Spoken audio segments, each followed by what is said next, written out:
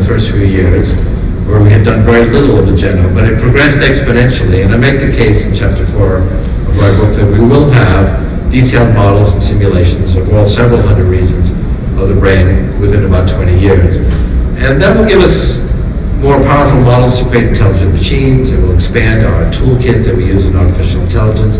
But it will also give us more insight into ourselves. We'll have much more precise models and understanding of what happens in the brain when it goes wrong, what's really going on in the brain of someone that's schizophrenic or has bipolar disease or some other neurological problem. We have sort of vague psychological theories about that. We'll actually have much more precise insight and more powerful tools to correct those conditions. All of this is driving exponentially economic gains. Actually, if you look at these, even on a per capita basis, you can see the Great Depression, you can see World War II, but even those phenomena snap back to where the curve would have been had they not occurred at all. There's basically an underlying exponential growth per capita in economic output. We've gone from $30 to $130 in constant dollars in the value of an average hour of human labor. And the adoption of these technologies is exponential. Here's e-commerce growing smoothly and exponentially. It's now $1 trillion, which is significant. It was only 3 years ago, as I mentioned, that people said you can't make money in this field. Now you might say, now, wait a second, wasn't there a boom and a bust in these dot-coms? How come we don't see that? That was just a Wall Street phenomenon.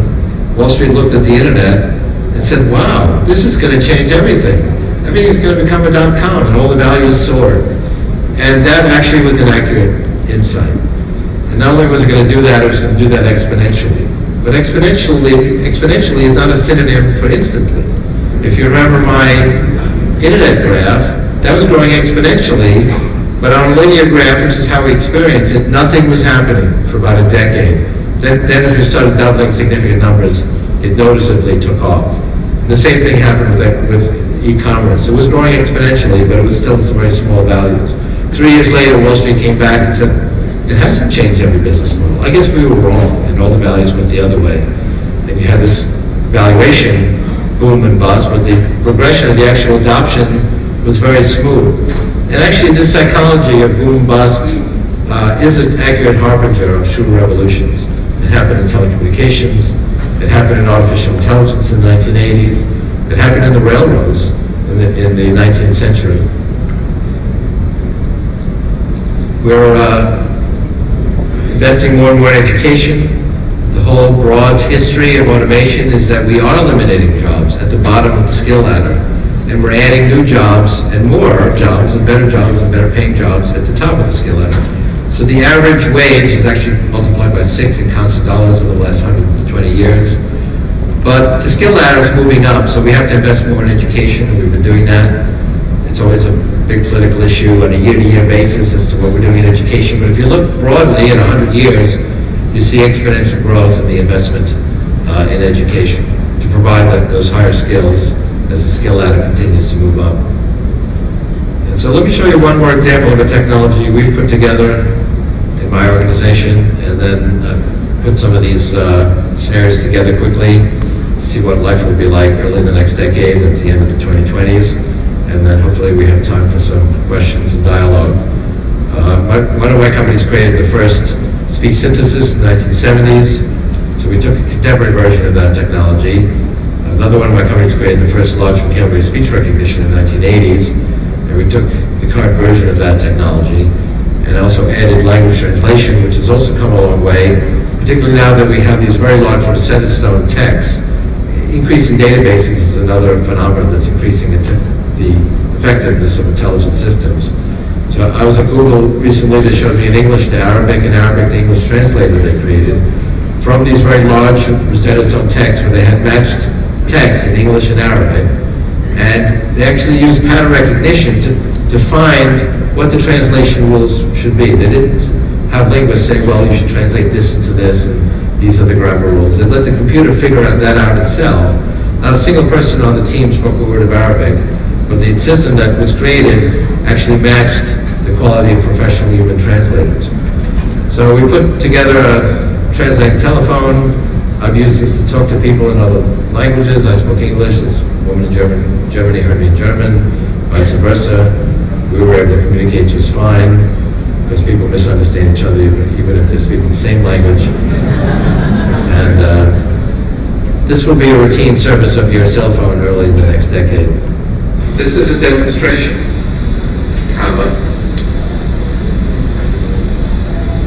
Dies ist eine Demonstration. of a prototype of a quote translating a quote telephone. Period.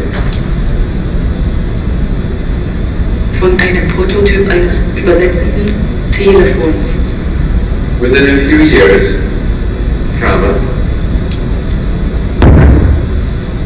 Innerhalb einiger Jahre we will be able to talk to anyone,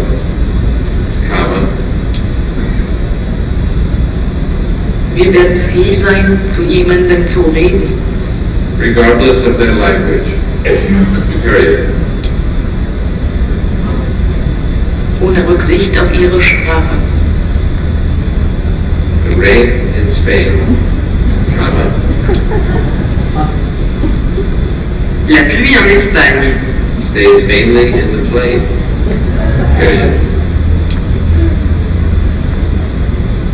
reste dans la plaine principalement. Merci pour votre attention. Period.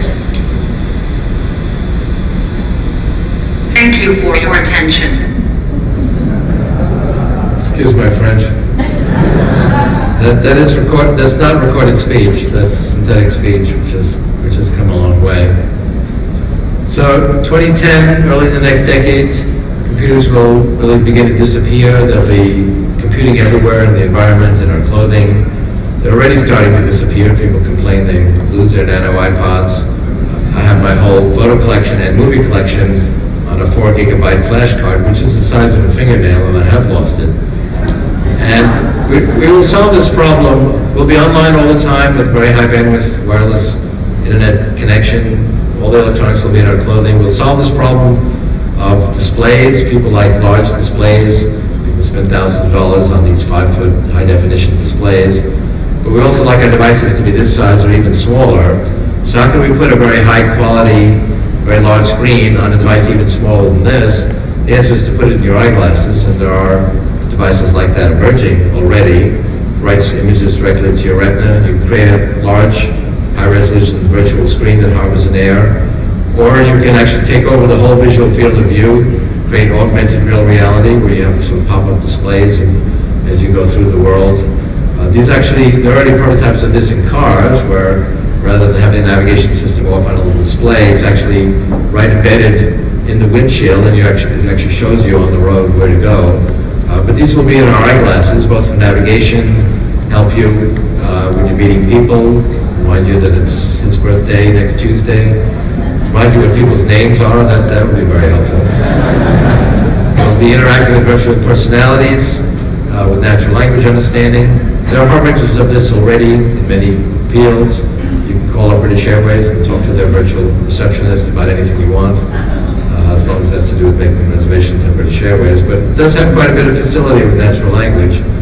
And we'll have effective language translation.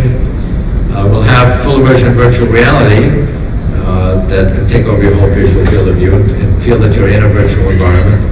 I actually have an early example of that. I give about a third of my speeches using a three-dimensional virtual reality technology, where, particularly if I'm speaking to Asia or Europe, I'm actually the only speaker in the world who has the sending station in my office.